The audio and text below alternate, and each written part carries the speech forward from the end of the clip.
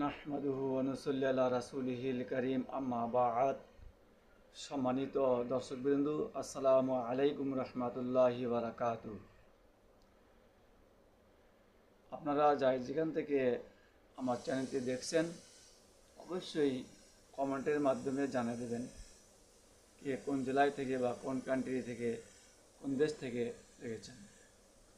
তো আজকের আলোচনা হচ্ছে যে আমরা যারা মুসলমান তারা এক অপরকে সালাম করব, সেই সালামের প্রচলন সম্পর্কে আলোচনা করব। যখন কোনো বেশি সংখ্যক লোককে আমরা দেখব তখন কম সংখ্যক লোক বেশি সংখ্যক লোককে সালাম প্রদান করব।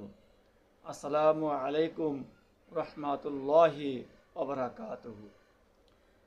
আপনাদের প্রতি শান্তি বর্ষিত হোক, রহমত বর্ষিত হোক এবং বরকত বর্ষিত হোক। এবং ওনাদের পক্ষ থেকে বলা হবে ওয়া আলাইকুমুস সালাম ওয়া রাহমাতুল্লাহি ওয়া বারাকাতুহু। আপনাদের প্রতিও শান্তি, রহমত এবং বরকত বর্ষিত হোক। দুটোই আবু দাউদ হাদিসে উল্লেখ রয়েছে। এরপর যখন আমরা মুসাহাব করব, অর্থাৎ হাতের সঙ্গে হাত মিলাবো, তখন আমরা বলবো ইয়াগফিরুল্লাহ লানা ওয়া লাকুম। আল্লাহ পাক আমাদেরকে ক্ষমা করুক এবং তোমাদেরকেও ক্ষমা করুক। আবু দাউদ শরীফ। সুতরাং আমরা এই নিয়মে সালাম বিনিময় করব এবং আমরা অসংখ্য নেকি অর্জন করব ইনশাআল্লাহ।